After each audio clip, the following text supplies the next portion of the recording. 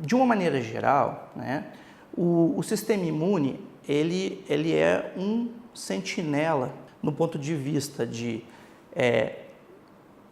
controlar ou proteger o organismo contra insultos, né, externos, seja insulto infeccioso ou seja até um insulto não infeccioso.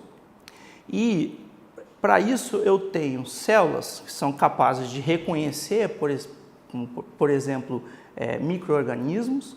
e identificar que esses micro-organismos estão no local errado e isso pode ser prejudicial ao organismo, então montar uma resposta para tentar controlar esse agente agressor ou esse patógeno agressor. Por outro lado, no sistema imune também, ele pode ser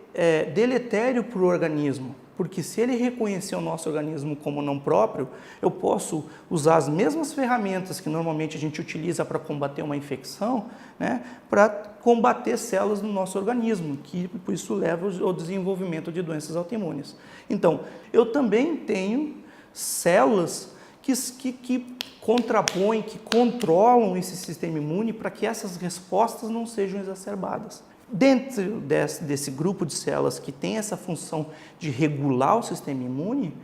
existem as células T reguladoras, os linfócitos T reguladores. Por outro lado, essas células precisam também ter o seu controle, porque por exemplo, se a atividade dessas células é muito maior do que normalmente deveria ser, ao invés dessas células modularem a resposta imune e evitando excessos, elas acabam suprimindo o sistema imune. E com isso eu tenho, então, por exemplo, se eu tiver uma atividade ou um número muito grande dessas células T reguladoras e elas, então, suprimirem o sistema imune, o que a gente tem é uma incapacidade do organismo de combater uma infecção, por exemplo. Então, o número dessas células e a atividade das células T reguladoras tem que estar em sintonia,